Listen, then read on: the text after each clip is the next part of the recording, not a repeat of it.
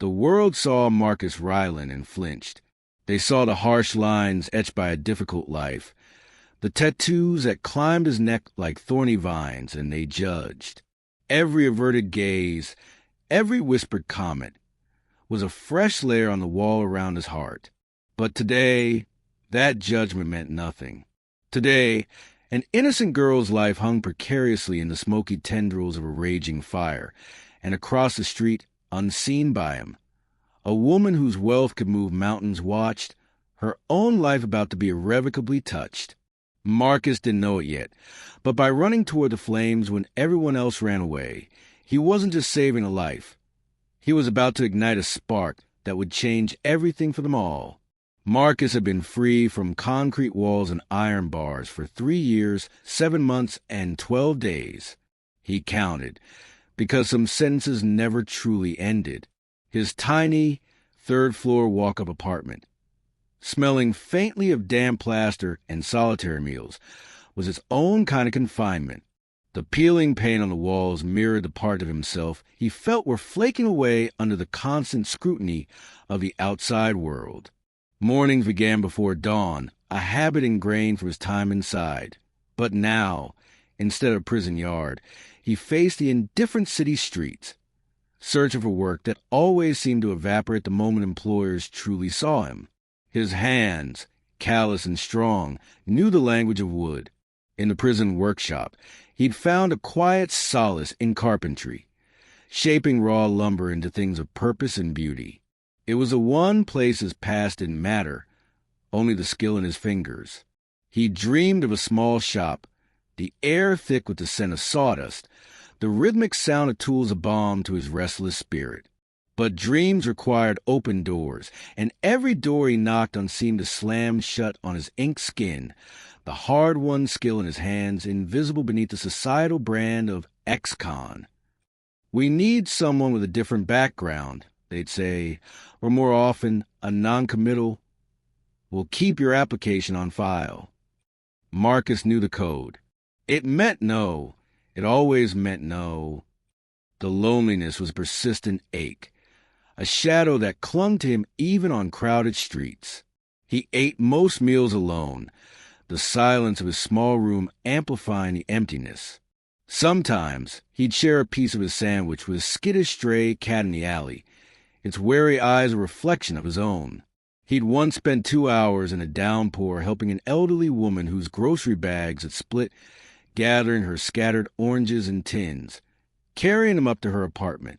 He'd refused any money, just nodded and left, uncomfortable with even the smallest acknowledgement, the interaction a brief, fragile flicker of connection in an otherwise disconnected existence.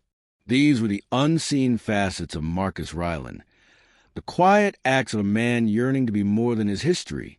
Miles away, in a silent mansion that felt more like a museum than a home, Eleanor Vance moved through rooms filled with priceless art and echoing quiet. Her immense wealth was a fortress, built to shield her from a world that had once dealt her a devastating blow, the loss of her only child, years ago, a sorrow that had settled deep in her bones and painted her interactions with a veneer of cool detachment. She managed her vast philanthropic efforts through layers of staff, her generosity impactful but impersonal. She believed in systems and structures, but the raw, unpredictable pulse of individual human lives felt too dangerous, too likely to reopen old wounds. Her days were meticulously scheduled, her interactions carefully curated, a life of gilded isolation. And in a sun-drenched classroom, 16-year-old Lilychin stared out the window, her sketchbook open to a blank page. Her wealthy, well-meaning parents envisioned a future for her in law or finance, dismissing her passion for art as a frivolous hobby. She felt stifled, her true self hidden beneath layers of expectation. A quiet melancholy often clouded her bright eyes, a longing for something authentic, something that resonated with the vibrant images she saw in her mind but struggled to express in her constrained world. She, Marcus, and Eleanor were 3 solitary souls, orbiting in their separate spheres, unaware of the violent, fiery event that was about to send them hurtling toward an intersection none could have predicted. That Tuesday afternoon began like any other for Marcus. Another dead-end job interview, another thinly veiled rejection. The foreman at the construction site had barely looked at his resume, his eyes fixed on the faded teardrop tattoo just below Marcus's left eye, a mark of a past he'd long since renounced but could never fully erase.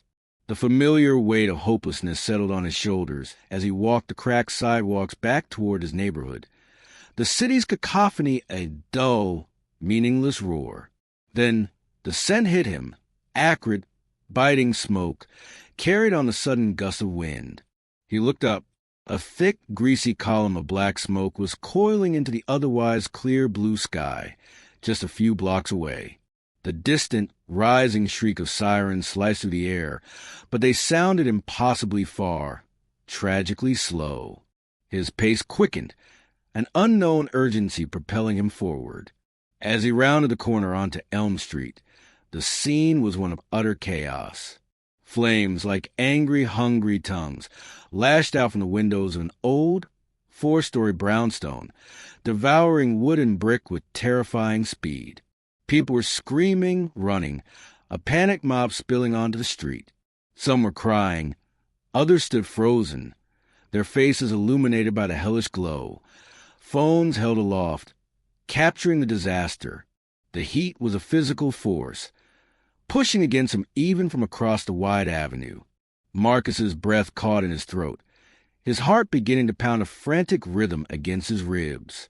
He scanned the burning building, his eyes darting from window to window, and then he saw her, a small, slender figure, silhouetted against the raging inferno on the third floor.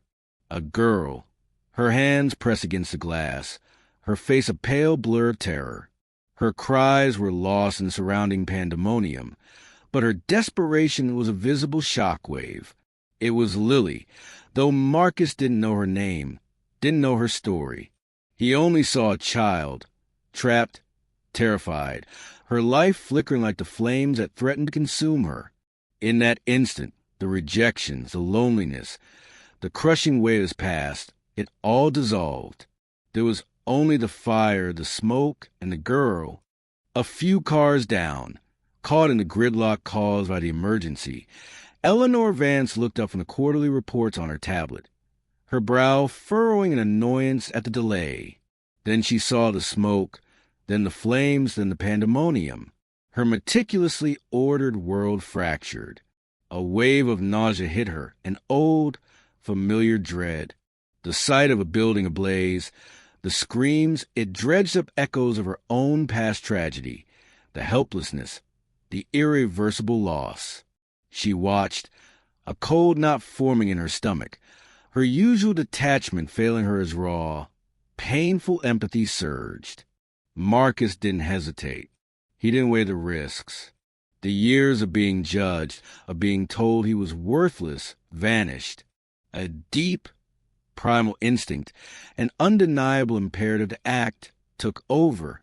He started to move, pushing through the stunned onlookers who were forming a ragged barrier at the edge of the chaos. "Hey, buddy, where do you think you're going?" a man yelled, grabbing his arm. "It's a furnace in there. You'll get yourself killed."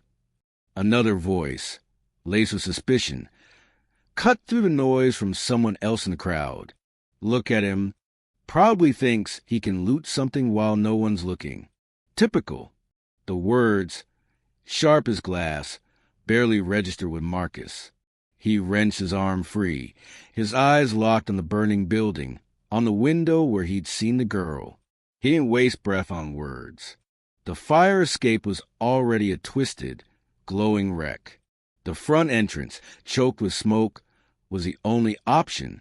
He reached the threshold, the heat blasting his face, searing his lungs. Adrenaline surged, a raw power he hadn't felt in years. He aimed a kick at the heavy oak door. It shuddered. He kicked again, his leg jarring to the hip. The old wood groaned, splintered. A third, desperate kick, and the lock shattered. The door flew inward, disgorging a monstrous cloud of black, choking smoke. Without a second thought, Marcus ripped his worn T-shirt from his back, wrapped it around his nose and mouth, and plunged into the blinding, suffocating darkness.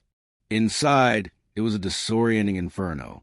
The smoke was a solid, stinging entity, clawing his eyes, burning his throat with every ragged gasp. The roar of the fire was an all-consuming beast, punctuated by the sharp crackle of burning timbers and the ominous groans of the building slowly surrendering to the flames. He could barely see a foot in front of him. He moved by feel, one hand trailing along the hot wall of what he hoped was a hallway, the other outstretched. He could hear the girl's cries more clearly now, thin and terrified, a beacon in the chaos. "I'm coming for you," he yelled, his voice hoarse, swallowed by the roar but projected with all his might. "Hold on." He found the stairwell, the steps already slick with water from bursting pipes or early firefighting efforts from somewhere above. The heat intensified with every upward step. He stumbled, coughed until his chest ached, but he forced himself onward, upward, driven by the image of that small, terrified face. Reaching the third-floor landing, he saw flames already consuming the far end of the corridor. He located the apartment, the door blackened and hanging precariously on one hinge. "Hello? Are you in here? Can you hear me?" A faint, weak cough answered him from the smoky interior. He shoved his way into the room. Lily was huddled in the far corner, under a window, her face streaked with soot and tears, her eyes wide pools of absolute terror that mirrored the fear churning in his own gut. She looked so small, so fragile. "It's okay," Marcus said, his rough voice surprisingly gentle, trying to project a calm he was far from feeling. "I'm here. I'm going to get you out." He tried to smile reassuringly, though he doubted she could see it through the smoke and his makeshift mask. She was paralyzed by fear, unable to move. He didn't waste time. He bent and scooped her into his arms, her slight weight almost nothing.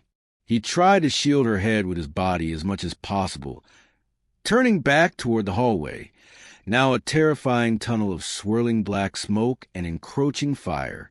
The descent was a desperate, harrowing blur. Debris rained down around them. The air was poison. Marcus focused on one agonizing step after another, his lungs screaming, his muscles protesting, his soul focused the precious, trembling burden in his arms. He could feel her small body shaking, her shallow, panic breaths against his chest. He held her tighter. From her car, Eleanor Vance watched, her hands gripping the plush armrests, her knuckles white. The initial dread had given way to a breathless, agonizing suspense. Then she saw him, a figure broad-shouldered and soot-blackened, stumbled out of the smoke-belching doorway, a small, limp form cradled protectively in his arms. The man's tattoos, stark against his skin even through the grime, were clearly visible. Yet it wasn't the ink she saw, not really. She saw the raw courage in his exhausted posture, the incredible tenderness with which he held the child, shielding her even as he himself gasped for air. It was a tableau of such profound, unexpected heroism that it punched through years of her carefully constructed emotional armor. This wasn't the act of a looter, as someone in the crowd had callously suggested. This was sacrifice. This was valor. A wave of emotion, relief, admiration, and something akin to shame for her own cynical assumptions about the world, washed over her. Marcus staggered out onto the street just as the first fire engine, sirens blaring, screeched to a halt. He was coughing violently, his lungs on fire, his vision swimming. He barely registered the shouts around him, the sudden flurry of organized chaos as firefighters in heavy gear rushed past him. He saw a paramedic running toward them, and gently, carefully, he transferred Lily into the medic's waiting arms. The girl's dazed, smoke-rimmed eyes met his for a fleeting, unforgettable second. A silent acknowledgment passed between them, before she was whisked away towards a waiting ambulance. "Thank you," she managed to whisper, her voice a tiny thread of sound. Marcus just nodded, a profound wave of exhaustion mixed with an equally profound relief, nearly buckling his knees. He leaned heavily against the brick wall of the adjacent building, fighting to draw a clean breath, each inhalation a painful reminder of the smoke he'd ingested. The crowd, moments before a collection of fearful or suspicious faces, was now largely silent, staring at it with a mixture of awe, confusion, and dawning respect. Some still whispered, no doubt about his appearance, but the dominant sentiment had shifted. He didn't want their stares, their questions, or their sudden, uncomfortable admiration. The old instinct, honed by years of navigating a system that saw him as a problem, kicked in hard. He saw police officers beginning to converge, news crews with cameras swarming like vultures. He pulled the tattered remnant of his T-shirt higher over his face and, using the escalating chaos as cover, slipped into a narrow side alley. He needed to disappear, to breathe air that wasn't thick with judgment or expectation. In her limousine, Eleanor Vance felt a jolt of alarm as she saw him melt into the shadows. He was gone. "Robert," she said to her driver, her voice sharp with uncharacteristic urgency. "Follow that man, the one who just came out of the building. Be discreet. I need to know who he is." The driver, startled by his employer's intensity, simply nodded and, with practiced skill, began to ease a large car out of the snarl of traffic, trying to catch a glimpse of the direction the soot-covered hero had taken. Eleanor leaned back against the cool leather, her mind a whirlwind. She had witnessed something that had shaken her to her core, something that defied her carefully ordered understanding of people. It wasn't just the bravery. It was a stark contrast, the intimidating appearance, the heroic soul. This man, whoever he was, had risked everything, and she needed to understand why and who he was. Later that evening, in a private room at City General Hospital, Lily Chun was recovering. She was shaken, her throat sore, but physically, miraculously, unharmed beyond minor smoke inhalation.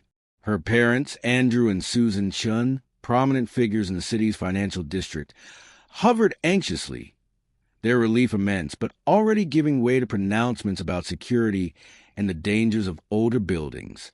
But Lily's thoughts kept drifting back to the man in the smoke. She hadn't seen his face clearly, obscured as it was by soot and cloth, but she remembered the incredible strength in his arms, the surprising, deep gentleness in his rough voice, the absolute, unwavering determination that had radiated from him like a shield. "He was so brave, Mom, Dad," she repeated, trying to convey the enormity of what he'd done. He had these dark tattoos all up his arms, but he was so kind. He kept telling me it would be okay. Her descriptions were impressionistic, focusing on a feeling of safety he'd impossibly conjured amidst the terror, rather than precise physical details. The police took her statement, but the man was a ghost. Eleanor Vance's private investigation team, usually tasked with due diligence on multi-million-dollar investments or tracking down elusive debtors, found themselves on a far more unusual assignment, using the fragmented, shaky bystander videos that had already flooded social media and making discreet, careful inquiries in the working-class neighborhood surrounding the fire. They began to hunt for the identity of the enigmatic rescuer. It was a frustrating search. He had vanished as completely as the smoke from a snuffed-out candle. But Eleanor was uncharacteristically relentless. The image of him emerging from that inferno, a modern-day Galahad in scarred, inked armor, was seared into her memory. It challenged everything she thought she knew. Days blurred into a week. Marcus's cough slowly subsided, but the acrid taste of smoke, the memory of the fire's roar, and the sight of Lily's terrified face, then her dazed gratitude, lingered vividly. He'd seen the blurry news clips, the sensationalized headlines about the mystery hero of Elm Street. He half expected a knock on his door, not for commendation, but for questioning. His presence at a disaster scene, coupled with his record, was usually enough to draw suspicion. That was a familiar, dreary rhythm of his life. He tried to slip back into his routine. The demoralizing job hunts, the long, quiet evenings in his cramped room, but something profound had shifted within him. The act of saving Lily, as terrifying and instinctive as it had been, had also reawakened a dormant part of himself, a reminder of capacity for good that the world, and often he himself, had long denied.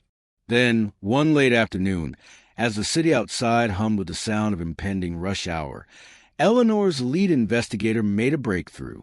A somewhat clear security camera image from a bodega a block from the fire, cross-referenced with description of distinctive tattoos provided by a firefighter who'd caught a fleeting glimpse, led them to an old police contact. The contact, after some persuasion, ran the partial description through a database. A match flickered onto the screen, Marcus Ryland, and with the name came the file. Ex-convict, armed robbery, assault, served 10 years. The file, slender but damning, landed on Eleanor Vance's polished antique desk. She opened it slowly, her expression unreadable. The black and white mugshot, taken over a decade ago, stared back at her. The face was younger, harder, angrier, but it was unmistakably the same man.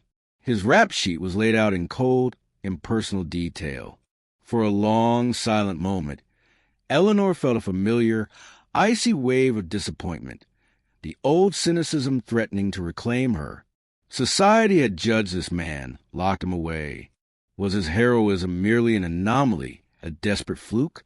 Had she allowed herself to be swayed by a fleeting moment of drama? But then she closed her eyes, and the image that filled her mind wasn't the harsh mugshot. It was a man from the fire, soot-streaked, exhausted, yet fiercely protective, emerging from the smoke with a child held securely in his arms. She recalled the raw, unhesitating courage in his actions, the absolute selflessness. She thought her own child, lost so many years ago, the gnawing, endless, what is that still ambush her in the quiet hours of the night? Marcus Ryland had done what no one else had dared. He had saved a life. Record or no record, that was an immutable, powerful truth. The system had judged him, yes, but the system hadn't been there, hadn't seen what she had seen. Eleanor Vance made a decision, one that felt less like a calculated business move and more like an imperative of the heart. She would meet him, not through her lawyers, not with a formal summons. She would go herself. The sharp, unexpected knock on Marcus's apartment door made him jump. He wasn't expecting anyone. Landlord, perhaps for the perpetually overdue rent. Or worse. He moved cautiously toward the door, his body instinctively tensing, a lifetime of bracing for trouble making his shoulders tight. He opened a crack, then wider, his eyes widening in disbelief. Standing in the dim, narrow hallway of his run-down building was a woman who radiated an aura of quiet wealth and unmistakable authority. She was impeccably dressed, her presence a stark contrast to the peeling paint and worn linoleum. He recognized her, vaguely, from the society pages or financial news. Eleanor Vance. He blinked, utterly bewildered. Can I help you?" he managed, his voice still a bit gravelly from the lingering effects of the smoke. "Mr. Ryland?" Her voice was calm, direct, surprisingly devoid of condescension. "Marcus Ryland?" He nodded slowly, his guard fully up. "Yeah, that's me. What's this about?" "I saw what you did, Mr. Ryland," she said, her gaze steady, searching, meeting his without flinching. "At the fire on Elm Street. You saved that young girl's life." She paused, then extended a hand. "My name is Eleanor Vance, and I believe we have much to discuss." Marcus stared at her outstretched hand, then at her face, his mind struggling to process the scene. Of all the impossible scenarios he might have conjured following the fire, this was the most surreal. He was still trying to reconcile her presence in his squalid hallway with her public persona when she continued, withdrawing her hand gracefully when he didn't take it. The girl you saved, Lily Chun, her family are tenants in a building my company manages. That's how my investigators were able to locate you. But that's not the primary reason I'm here. A flicker of something unreadable, perhaps sorrow, crossed her features. I'm here because of you, Mr. Ryland. I believe your courage, your selflessness, deserves far more than fleeting anonymity. She saw the suspicion hardening in his eyes, the walls going up brick by brick. I understand you might be wary, she acknowledged, but I assure you, my intentions are entirely genuine. I want to help you if you'll let me. Marcus was dumbfounded, his thoughts a chaotic jumble. Help him? Why? People from her world didn't seek out men from his, unless it was to deliver bad news. The ingrained suspicion, a survival mechanism honed over years, tightened its grip. Why? He asked, the single word blunt, almost an accusation. Why would someone like you give a damn about someone like me? Eleanor's expression softened, a hint of old pain surfacing in her eyes. Because Mr. Ryland, she began, her voice quiet but carrying an undeniable conviction. I've learned, often the hard way, that appearances can be profoundly deceiving, and true character isn't found in a person's history or the label society attaches to them, but in the choices they make in moments of profound crisis. She didn't elaborate on her personal tragedy, but her tone conveyed a depth of experience that resonated with Marcus, despite his distrust. For many years, I viewed the world through a rather shadowed lens. But watching you, Mr. Ryland, watching you run into that inferno, with no thought for your own safety, for a child you didn't even know, it reminded me that extraordinary goodness, extraordinary courage, can be found in the most unexpected of souls.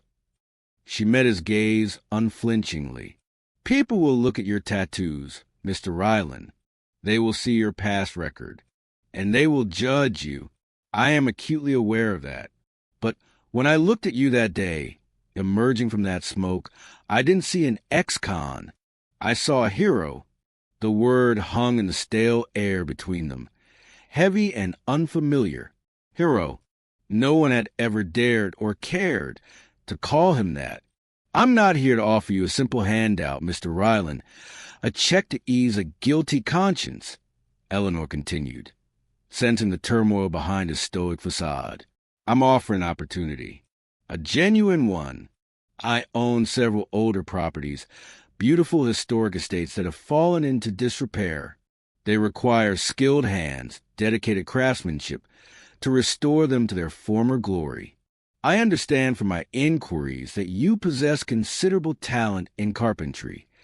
Marcus's eyes widened almost imperceptibly. How could she possibly know that? My team is very thorough, Eleanor said, a ghost of a smile playing on her lips. I need someone with your precise skills, Mr. Ryland. Someone I believe I can trust to undertake this important work.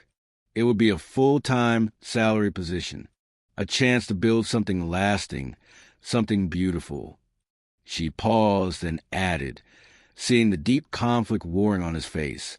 Or, if that doesn't appeal, I'm prepared to fund a different venture, perhaps a workshop you could establish and run, teaching your trade to other young men and women who are trying to find their way, others who deserve a second chance, much like yourself. Before Marcus could fully absorb the enormity of this life-altering proposition, before he could even begin to formulate a response, there was another knock on the door, softer this time, more hesitant. He opened it, his senses still reeling, to find Lillichan standing there, her parents, Andrew and Susan, flanking her, their expressions a mixture of humility and profound gratitude. Lily's eyes, no longer wide with the terror of the fire, but shining with a quiet, earnest admiration, found Marcus's. In her hands, She clutched a framed charcoal sketch. It depicted a large, shadowed figure, undeniably strong and protective, shielding a smaller, slighter figure from an impressionistic swirl of red and orange flames. It wasn't a photorealistic portrait of Marcus, but it captured the essence of his bravery, the core of how she now saw him. I wanted to thank you, Lily said, her voice a little shy but clear. Properly. You saved my life, Mr. Ryland. My parents and I were so grateful. I drew this for you. Her parents murmured their agreement, their earlier societal aloofness completely stripped away, replaced by genuine, heartfelt words of thanks. They too had judged a book by its cover, and they were now looking at the man before them with new, humbled eyes. Marcus looked from the powerful drawing in his hands to Lily's earnest face, then Eleanor Vance, who watched the exchange with gentle, knowing warmth in her eyes. The combined weight of their belief, their gratitude, their unexpected, astonishing faith in him was almost more than he could bear. The carefully constructed walls around his heart, built over years of harsh judgment, bitter disappointment, and fierce self-preservation, began to tremble, then to crumble. A strange, unfamiliar heat spread through his chest, a sensation so foreign he almost didn't recognize his hope. He felt a tightness in his throat, a sudden, surprising stinging behind his eyelids. A single tear, hot and cleansing, escaped and traced a path through the ingrained grime and soot that still clung to his cheek. He cleared his throat, his voice thick with an emotion he couldn't name. I just did what anyone should have done, he stammered, looking down at the sketch, its raw honesty touching him deeply. Eleanor Vance stepped forward slightly, her presence reassuring. Perhaps, Mr. Ryland, she said softly, her voice laced with profound understanding. But not everyone does. Not everyone possesses that depth of courage, that instinct for selfless action. You do. He looked up at her then, truly looked at her, and then at Lily, and for the first time in what felt like an eternity, Marcus Ryland allowed himself to believe that perhaps, just perhaps, his past did not have to be a life sentence. This offer, this moment, it wasn't just about a job or charity. It was about acknowledgement. It was about respect. It was about a chance to redefine himself, not by the mistakes he had made, but by the man he was capable of being. I'll take the job, Mrs. Vance, he said, his voice gaining a new, quiet firmness, a resonance it hadn't held in years. The restoration work. I'd like that very much. A genuine, radiant smile transformed Eleanor Vance's usually composed features. Excellent, Marcus, she said, her voice warm with pleasure. I am very glad to hear that indeed. An unlikely alliance, forged in the crucible of fire and tempered by mutual respect and unexpected understanding, had just been sealed. Months melted into a year. The pervasive scent of damp plaster and solitude in Marcus's life was replaced by the clean, invigorating aroma of fresh-cut lumber, sawdust, and wood polish. He was a lead artisan on the restoration of Thornton Manor, one of Eleanor Vance's most cherished historical properties, a sprawling countryside estate whose grand, aging bones were slowly, meticulously being brought back to vibrant life under his skilled, reverent hands.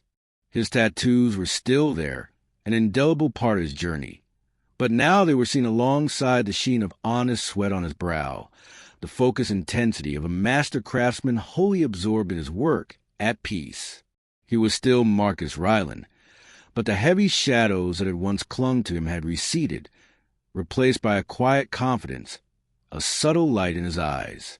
He even began to mentor a handful of younger apprentices, troubled kids from backgrounds similar to his own, individuals Eleanor had discreetly helped him find through her foundation.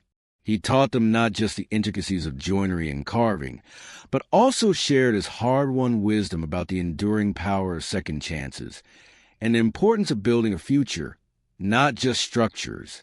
Lily Chun, Her spirit, ignited by Marx's courage and the unexpected chain of kindness that followed, found a new, bolder voice for her art. She pursued her passion with fierce dedication. Her sketches and paintings now imbue with profound understanding of human resilience, the interplay of light and shadow in people's lives. She started volunteering at a local community art center, teaching drawing to underprivileged children, her own gilded cage feeling significantly less confining, its bars dissolving with every shared smile, every sparked imagination. And Eleanor Vance discovered that her meticulously ordered world, once so insulated and cool, had been infused with an unexpected warmth, an unforeseen richness that her vast fortune could never have purchased. Her philanthropy became more personal, more deeply engaged. The cynicism that had armored her heart for so many painful years had softened, gradually thawed by the genuine goodness she had witnessed, nurtured, and now actively sought out in the world. She made regular visits to Thornton Manor, not merely as the owner overseeing a project, but as a friend, sharing cups of strong coffee and easy conversation with Marcus in his makeshift workshop, their unlikely bond a testament to connections that can bloom in the most barren of soils. It is often said that one should never judge a book by its cover. Marcus Ryland's life was a testament to that enduring truth. Sometimes the toughest, most intimidating exteriors conceal the kindest, most courageous hearts. And sometimes a single act of unhesitating bravery, born not from a desire for accolades, but from a fundamental wellspring of human decency, can do more than just save a life. It can ignite a cascade of compassion, a ripple of positive change that touches countless others, rewriting narratives and rebuilding futures. It reminds us all that second chances are not merely given. They are often forged in fires of adversity, earned through quiet strength, and revealed in moments of unforeseen heroism. True worth, as Marcus, Eleanor, and Lily all came to understand in their own profound ways, is measured not by past errors, nor by the fleeting judgments of the world, but by the unwavering content of one's character, especially in those crucial moments when we believe no one is watching or, as it sometimes happens, when the entire world suddenly is. And in the heart of a city that once seemed defined by its indifference, a new, vibrant story of hope, connection, and hard-won redemption was now beautifully, tangibly, and inspiringly taking shape, one restored beam, one hopeful sketch, one open heart at a time.